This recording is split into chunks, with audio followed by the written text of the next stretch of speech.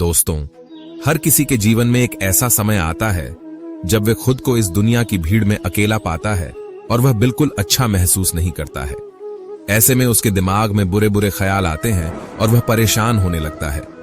अक्सर लोग ऐसी स्थिति में डिप्रेशन का शिकार हो जाते हैं और कुछ ऐसे कदम उठाने के बारे में सोचने लगते हैं जो उनको और बड़ी मुसीबत में डाल सकता है। कुछ लोग तो आत्महत्या जैसे गलत विचार भी सोचने लगते हैं। लेकिन दोस्तों, इस तरह के विचार से किसी को कोई फर्क नहीं पड़ने वाला है। परिवार में भी कुछ दिन लोग आपको याद करेंगे और उसके बाद अपने दिन दुनिया में व्यस्त हो जाएंगे। इसका सीधा उपाय है, अपने मन को शांत करें, अंदर से मजबूत बने रहे। मैं आपको बताऊंगा कि कैसे अपने मन और दिमाग पर नियंत्रण करके खुद को इतना बदल सकते हैं कि लोग भी आपके जैसा बनना चाहेंगे। सबसे पहले आप अपने हलचल को कैसे तुरंत दूर करेंगे, वो जाने। ये 4 चीज बहुत ही हेल्पफुल होगी अपने बदलाव को जारी रखने के लिए। अपने आंखों को बंद करके 3 बार लंबी लंबी गहरी सांस लीजिए। इससे आपका मन हल्का हो जाएगा। अगर फिर भी आपका मन हल्का ना हुआ हो तो फिर इसी एक्सरसाइज को 2-3 बार कीजिए। कभी कभी जब हमारे शरीर में पानी की कमी होती है तब हमारा मन अशांत होने लगता है। इसीलिए यह जरूरी है कि आप दिन भर में पर्याप्त मात्रा में पानी पीजिए।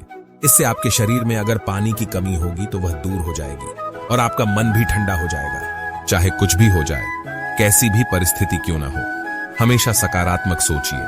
नकारात्मक लोगों से दूरी बनाए रखें। जब कोई आपके पास न हो तो अपने आप को किसी प्रकार के काम में व्यस्त रखें। अकेले रहने पर खुश रहें। अक्सर इसी समय आपको चिंता होती है। फिर दिमाग को शांत करने के बाद सकारात्मक मन से उस समस्या के बारे में सोचने पर आपको सही रास्ता मिल जाएगा। तुम अपनी पीड़ा के लिए संसार को दोष मत दो। अपने मन को समझाओ, तुम्हारे मन का परिवर्तन ही तुम्हारे दुखों का अंत है। अगर तुम अपना कल्याण करना चाहते हो तो सभी तरह के उपदेशों, सभी धर्मों को छोड़कर मेरी शरण में आ जाओ। मैं तुम्हें मुक्ति प्रदान करूंगा। सुख दुख का आना जाना सर्दी गर्मी के आने जाने के जैसा ही है, इसलिए इन्हें सहन करना सीखना ही उचित है।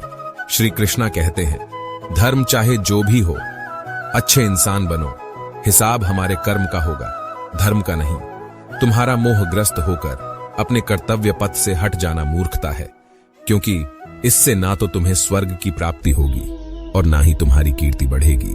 बुरा वक्त आपको जिंदगी के उन सच से सामना करवाता है जिनका आपने अपने अच्छे वक्त में कभी ख्याल भी नहीं किया होता है। किसी दूसरे के जीवन के साथ पूर्ण रूप से जीने से अच्छा है कि हम अपने समय के भाग्य के अनुसार अपूर्ण जिए। जीवन को भगवान से जोड़ दो, सब भगवान पर छोड़ दो। शांत रहना सही है, पर जब गलत हो तब नहीं। खुशियां मन की एक स्थिति है, बाहरी दुनिया से इसका कोई लेना देना नहीं है। जीवन न कल में है न आज में है, जीवन इस पल में है। इस पल का अनुभव ही जीवन है। हम दुनिया से कभी शांति नहीं पा सकते जब तक हम खुद अंदर से शांत ना हो। मनुष्यों को मोह माया में अपने कर्तव्य को नहीं भूलना चाहिए।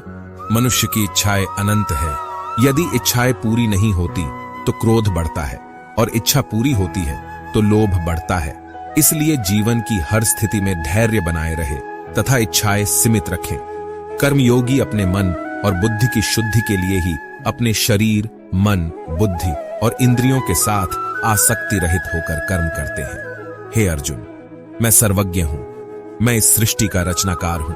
मैं भूत, वर्तमान और भविष्य के सभी प्राणियों को तथा उनके विचारों को जानता हूं, किंतु वास्तविकता में कोई मुझे नहीं जानता है, ना ही समझता है।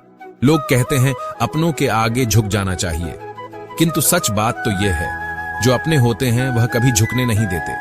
परिवर्तन ही इस संसार का नियम है। यह प्रकृति है जो सभी गतियों का कारण बनती है। अहंकार से मोहित मूर्ख उस धारणा को धारण करता है जो कहते हैं मैंने किया। गर्मी और ठंड, सुख और दर्द की भावना इंद्रियों के अपनी वस्तुओं के संपर्क के कारण होती है। वे आते हैं और चले जाते हैं। चिरकाल तक आपको उन्हें स्वीकार करना चाहिए। फल की इच्छा मत करो, क्योंकि जब आप फल की इच्छा करते हैं तब कहीं ना कहीं आप अपने कार्य में पूर्ण रूप से समर्पित नहीं हो पाते। गति के लिए चरणों पर ध्यान देना आवश्यक है, किंतु प्रगति के लिए सदैव आचरण पर ही ध्यान देना चाहिए।